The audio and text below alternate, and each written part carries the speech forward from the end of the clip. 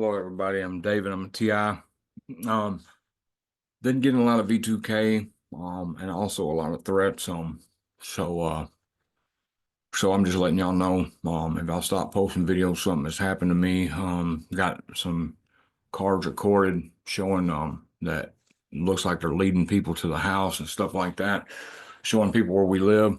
Um, so, um, just be on the lookout for me. And if you don't see me, the videos, I do have the videos, and certain trusted people have them videos of the cars doing this. So, anyway, and if you think I'm lying, I'm not posting them because of all the naysayers. If you'd like to, uh, well, never mind. The people who got them are the only ones that need them. So, I might post them here in the few days coming up. So, anyway, I don't think I'm going to post them though, because like I said, the people who's got them's got them. But if I do post them, there'll be evidence videos just showing y'all stuff I go through. So anyway, this is part 10 of Project Soulcatcher. I'm going to share the screen right now. Today we're going to be talking about torture techniques. I'm going to start talking about physical torture techniques, then I'm going to go in how they do it neurologically. Okay, no touch torture. I'm not touching you is a common childhood taunt. There are two tricks for each neurological torture: recorded pains and bidirectionally induced pains. We will study the pre-recorded pains in section on Satan weapon system later. The bidirectional pains are shared by both the attacker and the target. Example, if the attacker pulls out a chest hair, both cybernetically hive minds will experience the pain. However, this induces a trauma in the target and not the attacker. The works psychologically. A driver of a car doesn't get car sick, but the passengers do, or a rapist and the victim experience the same act, but the one who isn't in control gets psychologically damaged. Microwave and sound weapons are considered no touch by some people. No touch torture serves many purposes over traditional physical only torture.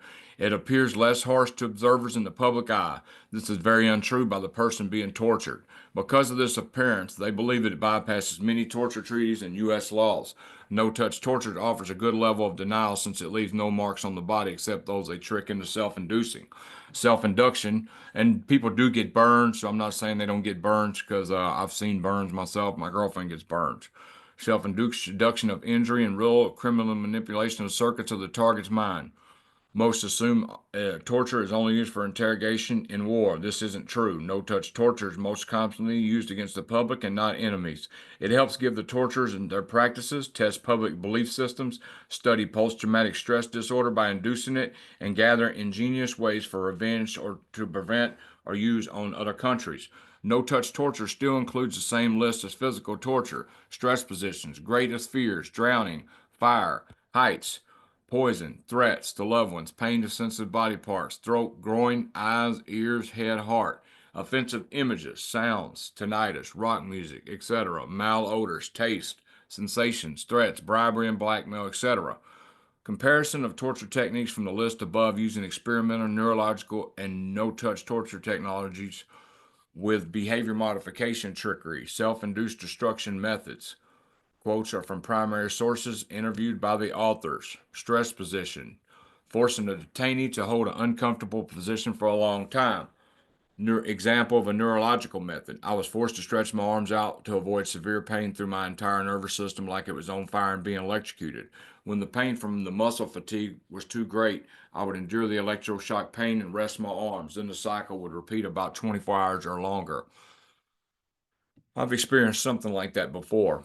Number two, slaps on the face. Use an open hand or a book to slap the face. Example of a neurological method: I would feel possessed like a puppet. I would slowly slap my face while the words dumbass would come out of my mouth. It didn't hurt, but I had no idea how any technology could do this. See puppetry techniques and how they work.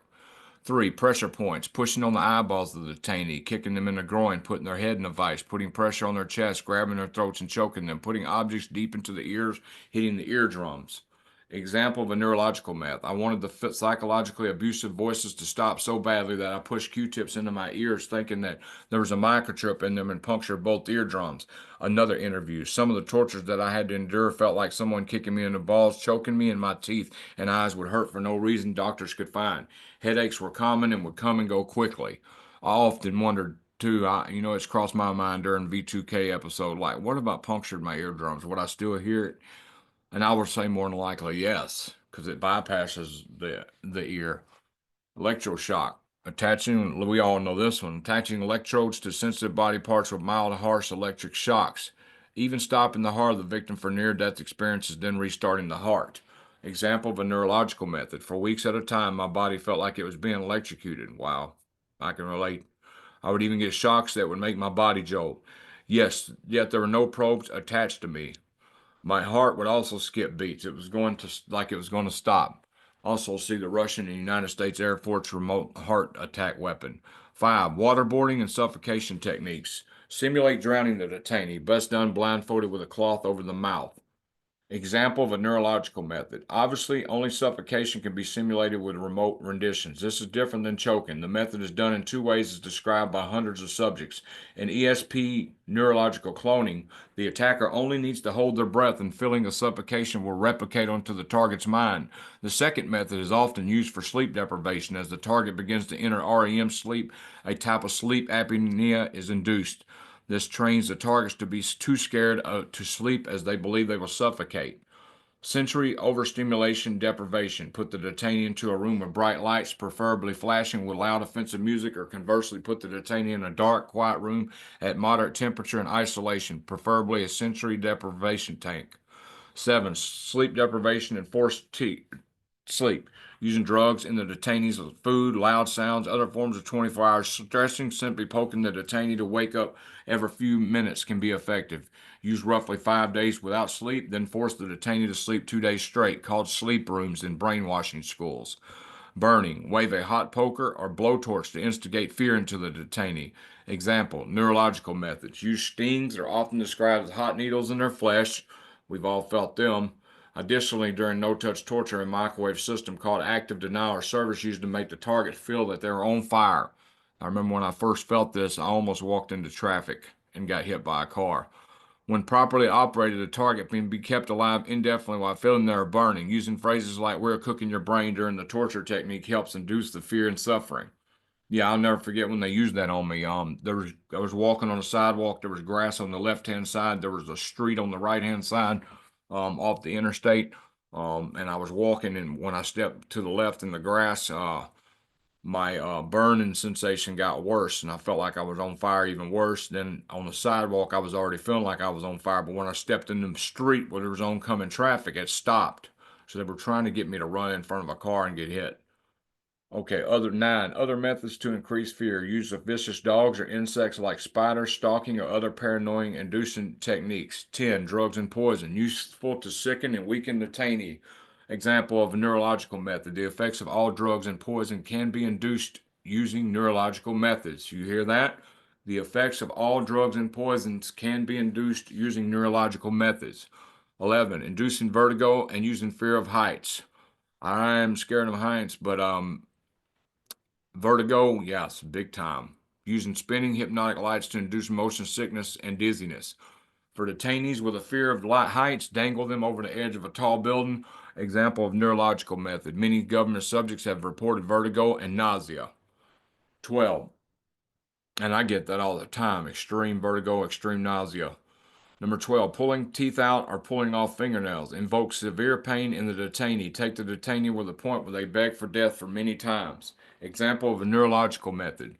Trickery to make the target believe there's an embedded tracking chip in their teeth or under their skin. The target sometimes can be tricked into pulling out their teeth or nails.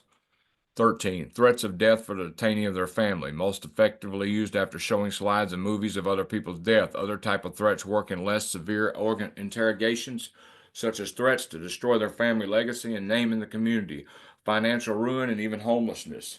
Example of a neurological method. Heart palpitations and arrhythmias. Dipping the psychic soldier's left arm into cold water, thereby creating the symptoms of a heart attack while pressing on their chest and perceived as chest pains on the target.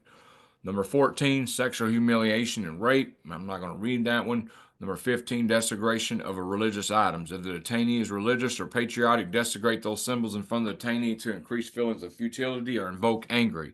This can be done by voice too. And I'm going to read this and I'm going to stop because I really think this is a good stopping point to stop at. Interviewee, they used me as a spy, slave, and counterintelligence to get blackmail on politicians and other people in power in my state. I was also tasked with informing with the names of anyone who spoke badly about the United States or might be a good maturing candidates. It was entrapment for these people since I would instigate their conversation. My handler said they would kill my family and torture me again if I did not comply. They also had me analyze the protocols of local authorities so that they could set people up better to be disposed of in silence. Later, they tried to deprogram me using various techniques. This interview is not that all unusual. Next week, we will start with um uh, proved physical pressures used in the JPRA resistance training. Okay, so anyway, I'm going to end this right here.